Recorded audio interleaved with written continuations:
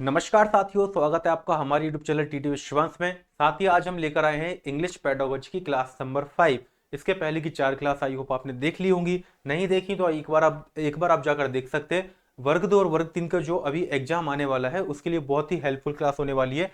100% इसमें से क्वेश्चन भी आएंगे आपको। और एक चीज मैं आपको बता दूं, ये सारे प्रीवियस ईयर क्वेश्चन है और सबसे बेस्ट क्वेश्चन हमने इसमें टारगेट किए हुए हैं, जो कि आपका प्री क्लियर करवाने में बहुत ही हेल्पफुल होने वाले। इंपॉर्टेंट क्वेश्चन है, आपको एक भी क्वेश्चन मिस नहीं करना है, अच्छे से कॉन्सेप्ट के साथ समझना है। चलते हैं पहले क्वेश्चन पर हमारे। Which among the following languages type can be learn from environment without making any explicit teaching. ठीक है, विदाउट एनी एक्सप्लिसिट टीचिंग मतलब बिना किसी स्पष्ट शिक्षण के। ठीक है, मतलब एक्सप्लिसिट का एक तरीके से आप फॉर्मल भी ले सकते हो कि बिना किसी फॉर्मल टीचिंग के यदि आप किसी भाषा को सीख रहे हो तो वो क्या है। ठीक है, बिना किसी फॉर्मल टीचिंग के यदि आप सीख रहे हो तो वो क्या है। फर्स्ट लैंग्वेज है, सेकंड लैंग्वेज है, थर्ड लैंग्वेज है या फिर मेटा लैंग्वेज है। मेटा लैंग्वेज के बारे में मैं आपको पिछले क्लास नंबर 4 में आपको बता चुका हूं। फर्स्ट लैंग्वेज मतलब क्या होती है, आपकी जो प्राथमिक भाषा होती है, पहली भाषा होती है, मातृभाषा इसको हम कहें, मतलब कि क्या, मदर टंग। ठीक है, ये क्या होगी भाई आपकी मदर टंग या मातृभाषा इसको हम कहें हिंदी में। तो आपको यहाँ पर ये बताना है कि विदाउट एनी एक्सप्लिसिट टीचिंग, बिना किसी स्पष्ट शिक्षण के आप कौन सी भाषा सीख सकते हो। 101% आप क्या सीख सकते हो, फर्स्ट लैंग्वेज। क्यों? क्योंकि आपको घर में जैसे आप छोटे बच्चे थे तो आपको प्रॉपर किसी ने भाषा सिखाई नहीं है, आप स्वयं से ऑब्जर्वेशन कर करके विदाउट एनी फॉर्मल टीचिंग आप इसको सीख गए हो। फॉर्मल टीचिंग के साथ हम सेकंड लैंग्वेज को हम सीख सकते हैं। जैसे यदि आपको इंग्लिश सीखना है तो आप घर के माहौल में आप नहीं सीख पाओगे। यदि आप इंडिया में रह रहे हो एंड प्रॉपर हिंदी बेल्ट में रह रहे हो तो without any assistance, without any formal teaching आप इंग्लिश को नहीं सीख सकते। उसके लिए आपको फॉर्मल टीचिंग की आवश्यकता पड़ेगी, जो कि हमारी सेकंड लैंग्वेज होती है। और थर्ड लैंग्वेज मतलब तीसरी भाषा हो जाएगी आपकी। मेटा लैंग्वेज का मतलब भी मैं आपको पहले बहुत अच्छे से समझा चुका हूँ। ठीक है, मतलब किसी भाषा को सीखने के लिए कोई वहां पर कोई हिंडर आ रहा, कोई बाधा आ रही है तो उसी भाषा में उसको और एक्सप्लेन करना है, किसी दूसरी भाषा से उसको एक्सप्लेन करना, मतलब भाषा सिखाने के लिए भाषा का उपयोग करना मेटा लैंग्वेज कहलाता है। ठीक है, तो पहला ऑप्शन हमारा फर्स्ट लैंग्वेज इसमें सही हो जाएगा। इसमें हम किसी प्रकार की फॉर्मल टीचिंग नहीं करते, इनफॉर्मल टीचिंग बेस्ड होती है फर्स्ट लैंग्वेज। अगला क्वेश्चन है हमारा अच्छा चलिए ठीक है, स्पीकिंग सिचुएशन की हम बात कर लेते हैं, फिर इस पर बेस्ड हम क्वेश्चन करने वाले हैं। स्पीकिंग सिचुएशन, आप 3 प्रकार की स्पीकिंग सिचुएशन देख पा रहे हो। पहली हो जाती है भाई हमारी इंटरएक्टिव स्पीकिंग सिचुएशन। सेकंड है हमारी पार्शियली इंटरएक्टिव, मतलब आंशिक रूप से इंटरएक्टिव। थर्ड हमारी होती है नॉन इंटरएक्टिव, मतलब इंटरेक्शन जिसमें नहीं होगा। क्या होती है, इसका उपयोग क्या होता है ये समझ लेते हैं। इंटरेक्टिव में क्या होता है, जैसे टू वे स्पीकिंग होती है इसमें विद इमीडिएट रिस्पॉन्स, मतलब जैसे आप फोन कॉल पे यदि आप बात कर रहे हो, फोन कॉल पे आप बात कर रहे हो तो वहां यहाँ से आप बोल रहे हो, वहां से रिस्पॉन्स आ रहा है, वहां से वो बोल रहे हैं, यहाँ से आप रिस्पॉन्स कर रहे हो। तो ये प्रॉपर इंटरेक्शन, दो दोस्त आपस में खड़े हुए हैं, दोनों एक दूसरे के साथ आपस में बातचीत कर रहे हैं, ये हमारा क्या होता है भाई, इंटरएक्टिव सिचुएशन इसको हम बोलते हैं। ठीक है, ये हमारी इंटरएक्टिव स्पीकिंग सिचुएशन होती है। ठीक है, सेकंड नंबर की हमारी जो सिचुएशन है वो क्या होती है भाई, सेकंड नंबर की सिचुएशन वो होती है हमारी क्या, पार्शियली इंटरएक्टिव। ठीक है, मतलब इसमें लिमिटेड रिस्पॉन्स आपको मिलेगा। कहां पर होती है, जैसे आप कोई भाषण दे रहे हो, सामने आपकी ऑडियंस बैठी हुई है। ठीक है, तो मित्रों महंगाई कम होनी चाहिए कि नहीं होनी चाहिए, तो सामने जनता कह रही है हाँ होनी चाहिए। ठीक है, तो ये क्या होता है, पार्शियल इंटरेक्शन होता है, मतलब वहां पर भाषण आपको बहुत अच्छा लंबा चौड़ा दिया जा रहा है, आपसे कुछ ही प्रश्नों के उत्तर पूछे जा रहे हैं, ये आपका क्या हो गया, पार्शियल इंटरेक्शन। या फिर यहाँ पर नेता भाषण दे रहा है और सामने जनता बैठी हुई है, उसके फेस एक्सप्रेशन से, या यहाँ पर टीचर पढ़ा रहा है ऑफलाइन क्लासरूम में और वहां बच्चे बैठे हैं तो उसके फेस एक्सप्रेशन से समझ पा रहा है उस बच्चे को समझ में आ गया कि नहीं आया, ये होता है हमारा पार्शियल इंटरेक्शन। नॉन इंटरेक्टिव में क्या होता है, जैसे मैं यहाँ खड़े होकर आपको लेक्चर दे रहा हूँ, भाषण दे रहा हूँ, तो भाई ये हमारी नॉन इंटरेक्टिव सिचुएशन है, मतलब मैं बस बोल रहा हूँ, आप वहां से कुछ नहीं बोल सकते, आप सिर्फ सुन सकते हैं। रेडियो हो गया, ब्रॉडकास्ट चैनल हो गए, है ना, या फिर आप न्यूज चैनल देख रहे हैं कोई, ठीक है, ये मूवी देख रहे हैं, न्यूज चैनल भी हो गया। तो नॉन इंटरेक्शन सिचुएशन बनती है वहां पर। इसमें क्या होता है, रेडियो टॉक होता है, रिकॉर्डेड फॉर्म में टॉक होती है। ठीक है, अगला क्वेश्चन है हमारा, इसके बाद इस पर बेस्ड क्वेश्चन है, what is meant by partially interaction, मतलब पार्शियल इंटरेक्शन का मतलब क्या है। Face to face conversation, public speech understood और not from the audience face. Third option है हमारा recording speech for a radio broadcast, all of the given options. ये तो हमारा गलत उत्तर है भाई, ये हमारा सही उत्तर नहीं हो सकता। अगला प्रश्न हमारा जो गलत गलत उत्तर होने वाला है, recording speech for a radio broadcast. ये हमारा गलत उत्तर क्यों भाई, आप समझ गए, क्योंकि नॉन इंटरेक्शन सिचुएशन है। पब्लिक स्पीच अंडरस्टूड और not from the audience face, हाँ भाई ये हो सकता है, ये हमारा सही उत्तर होगा। जबकि face to face expression conversation नहीं होगा, क्योंकि इसमें क्या होता है भाई, इंटरेक्टिव सिचुएशन होती है, इंटरेक्टिव स्पीकिंग सिचुएशन होती है। सही उत्तर हमारा पब्लिक स्पीच अंडरस्टूड और not from the audience face, मतलब पब्लिक समझ गई कि नहीं समझ गई, उसकी ऑडियंस के फेस के माध्यम से हम समझ पा रहे हैं देखकर, तो ये हमारा पार्शियल इंटरेक्शन होता है। विच of the following is a type of speaking situation, speaking situation का टाइप क्या होता है। ये तीनों ही तीनों क्या है भाई, हमारे क्या है, तीनों के तीनों स्पीकिंग सिचुएशन होती है, भले ही वो किसी भी फॉर्म में हो, पर वो है तो स्पीकिंग सिचुएशन आपकी, चाहे इंटरेक्शन हो, चाहे पार्शियली इंटरेक्शन हो, या फिर नॉन इंटरेक्शन हो, पर तीनों हमारी क्या होती है, स्पीकिंग सिचुएशन होती है। तो all of the given options is the right answer for this question. Kothari commission on education was formed in which of the following years, मतलब किस ईयर में फॉर्म किया गया था कोठारी कमीशन को। अब मैं आपको बताऊं, ये पीवाई की क्वेश्चन है, लेकिन इसमें सही उत्तर नहीं दिया गया है। इसमें एक सही उत्तर हम इसको मान सकते हैं 1966, ठीक है, ये हमारा सही उत्तर होगा। लेकिन फॉर्मेशन की यहाँ पर बात की गई है, तो मैं आपको बताऊं फॉर्मेशन भाई इसका जो हुआ था, कब हुआ था, इससे 2 साल पहले, ठीक है ना, फॉर्मेशन हुआ था 1964 में। तो भाई 1966 में क्या हुआ था, 1966 में इसको अप्लाई किया गया था, ठीक है, इस चीज का आपको ध्यान रखना है। यदि फॉर्मेशन आपसे पूछा जाता है तो आपको उत्तर लगाना है 1964, ठीक है, नहीं तो अप्लाई पूछा जाता है कि कब भाई उसको अप्लाई कर दिया, तो 1966 में अप्लाई किया गया था। और यदि आपको इन दोनों में से कोई एक ही ऑप्शन दिखता है 1964 1966, तो जो ऑप्शन आपको दिख रहा है उसमें आपको लगा देना, आगे बढ़ जाना है, क्योंकि व्यापम हमेशा अक्सर ऐसी गलतियां करता ही रहेगा। अगला क्वेश्चन है हमारे पास, which of the following is an example of receptive skill. आपको लैंग्वेज स्किल मैंने बता रखी है, 4 प्रकार की लैंग्वेज स्किल होती हैं। कौन कौन सी होती है मेरे भाई, LSRW, इसका मीनिंग आप समझ गए होंगे। ये सही सीक्वेंस होता है लैंग्वेज को सीखने का, लिसनिंग, स्पीकिंग, रीडिंग, राइटिंग। बच्चा पहले सुनना सीखेगा, फिर बोलना सीखेगा, फिर पढ़ना सीखेगा, देन वो क्या सीखेगा भाई, राइटिंग सीखेगा, ठीक है ना। तो इसमें अब आपको ये पता होना चाहिए कि कौन सी रिसेप्टिव स्किल है और कौन सी प्रोडक्टिव स्किल है। अब इसमें भी स्किल के क्या 2 प्रकार के आप निकल कर आए आपके भाई, एक तो हो गया भाई रिसेप्टिव, ये ध्यान रखना है आपको, क्योंकि आपके एग्जाम में ये पूछा जाएगा क्वेश्चन। एक क्या होगा भाई, प्रोडक्टिव। अब ये 2 प्रकार की स्किल होती हैं, और दो दो जो स्किल है इनमें बटी हुई है, ठीक है ना। कौन कौन सी स्किल इन दोनों में बटी हुई है, रिसेप्टिव और प्रोडक्टिव में। तो आपका जो लिसनिंग होता है भाई, जो आपका लिसनिंग होता है वो क्या होता है, सबसे पहले इनका मतलब बता देता हूँ। रिसेप्टिव मतलब होता है कुछ ना कुछ रिसीव करना, मतलब ग्रहण करना। जैसे मैं यदि आपको पढ़ा रहा हूं तो आप क्या कर रहे हैं, ग्रहण कर रहे हैं, ठीक है ना।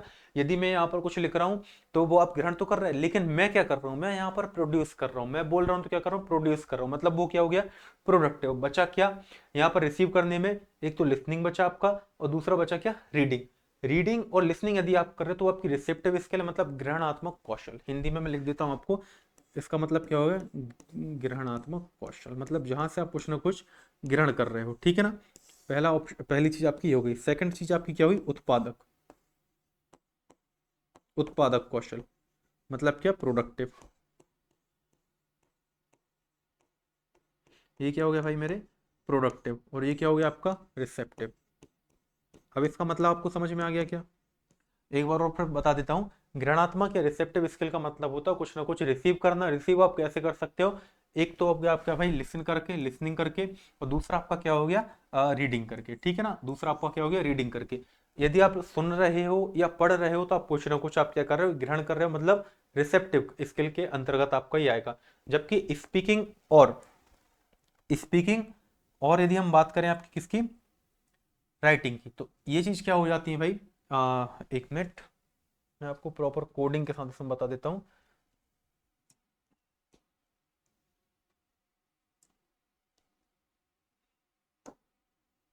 ये होगी भाई आपकी क्या, रिसेप्टिव स्किल।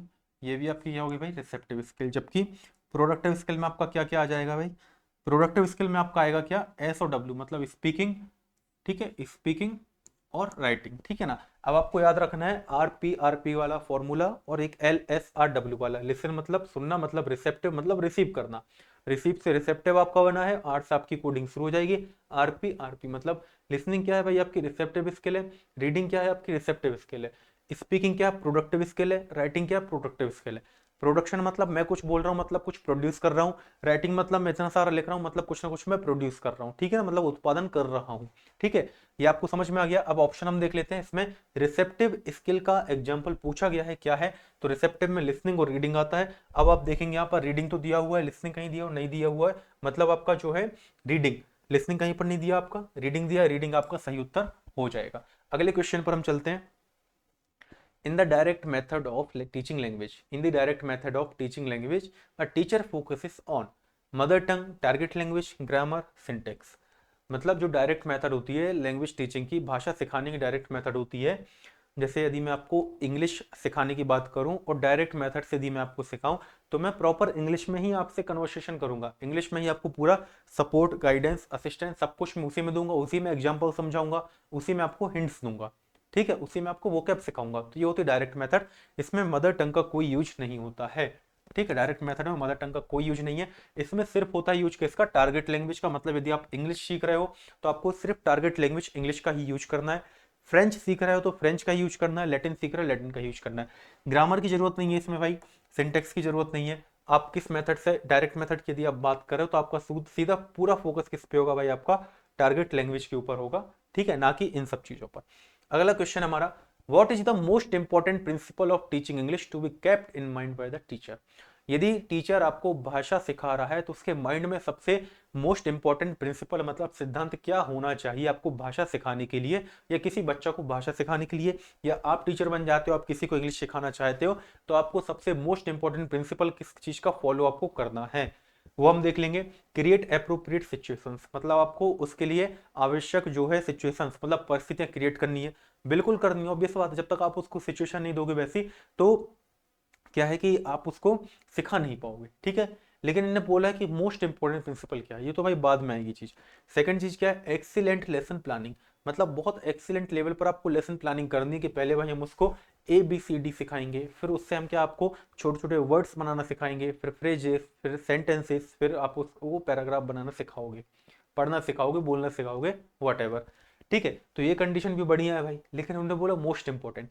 इसके बाद आते हैं motivation to students for learning, कहीं ना कहीं ये की प्रिंसिपल है आपका, लैंग्वेज टीचिंग का की प्रिंसिपल इसको हम बोल सकते हैं। क्यों बोल सकते हैं, जब तक बच्चे के अंदर किसी भाषा को सीखने का, की प्रिंसिपल हमारा हो जाएगा, यदि जब तक किसी जो बच्चा है उसको किसी भाषा को सीखने का मोटिवेशन ही नहीं होगा, उसको उसमें रुचि ही नहीं होगी, ठीक है ना, उसको एंथुसियाज्म ही नहीं है उसको सीखने का, तो आप कितना ही कुछ कर दो, कितने ही संसाधन दे दो उसको, कितने रिसोर्सेस दे दो, कितना ही आप उसको टीचिंग एड्स दे दो, कितनी ही आप उसके लिए लेसन प्लानिंग कर लो, सिचुएशन अप्रोप्रिएट उसके लिए क्रिएट करके रख लो, कुछ नहीं होने वाला। सिलेक्शन ग्रेडेशन भी मैटर करता है इसमें, कितना ही कर लो, जब तक बच्चे के अंदर मोटिवेशन नहीं होगा, प्रेरणा नहीं होगी सीखने की, तब तक ये सब आपके कोई काम का नहीं है। तो सबसे मोस्ट इंपॉर्टेंट प्रिंसिपल जो आपका होने वाला है, motivation to students for learning, मतलब सीखने के लिए बच्चे के अंदर मोटिवेशन होना चाहिए, सबसे पहला सिद्धांत ये रहता है।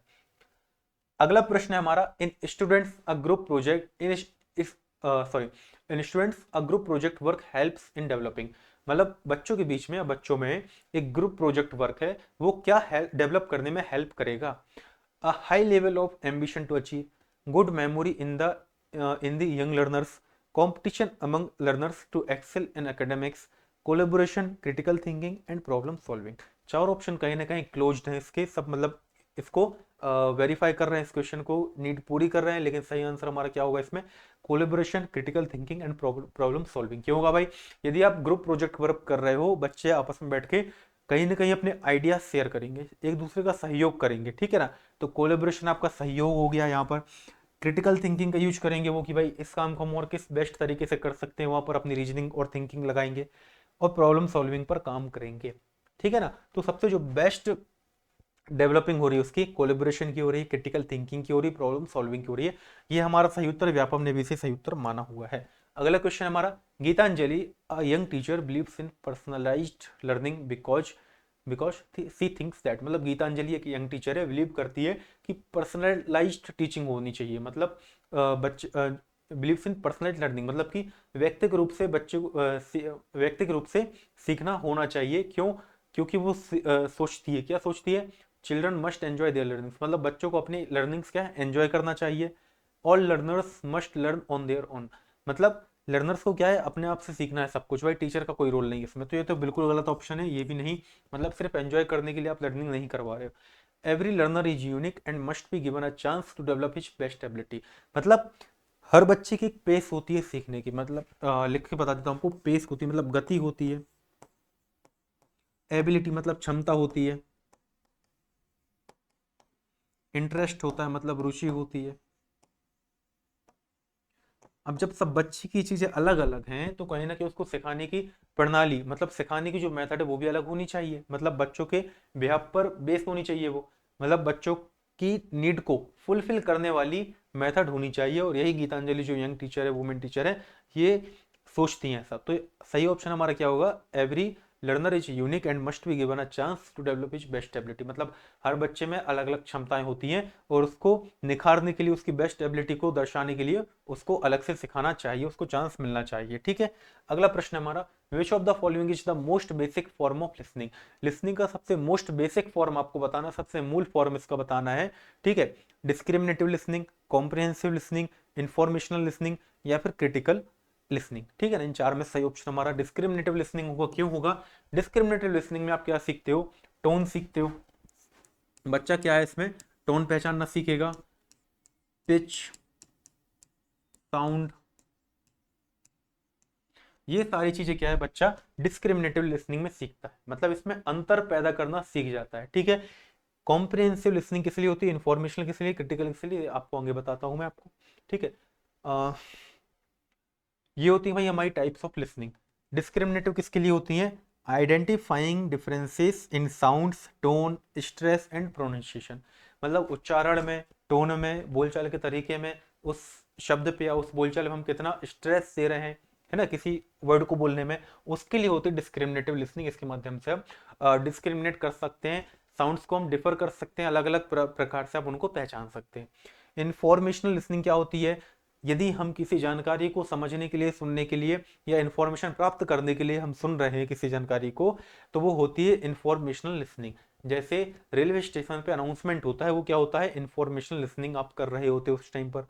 कॉम्प्रिहेंसिव लिसनिंग क्या होती है, किसी मैसेज का कंप्लीट मीनिंग समझना, किसी पैराग्राफ का कंप्लीट मीनिंग समझना, ये होती है हमारी कॉम्प्रिहेंसिव लिसनिंग। जैसे आपको पूछा जाता है ना, कोई आपको पैराग्राफ दे रखा होगा, कोई अनसीन पैसेज दे रखा होगा, तो उसका आपको वो बताना है, सारांश बताना है, समरी बतानी है, तो आप उसको पूरा पढ़ोगे तो, या फिर उसको सुनोगे, या कोई आपसे बहुत बड़ी स्टोरी बोल रहा है ना, या किसी ने आपको बताया, किसी मूवी का ट्रेलर बताया इस तरीके से, आओ किसी ने बोला कि भाई मूवी बता दो क्या क्या है उसमें, तो एक कॉम्प्रिहेंसिव लिसनिंग होगी जहां पर सामने वाला व्यक्ति आपको बता रहा है और आप समझने के उद्देश्य से कि इसका मेन मैसेज क्या है, वो समझने के उद्देश्य से उसको सुन रहे हैं, ये हमारी कॉम्प्रिहेंसिव लिसनिंग होगी।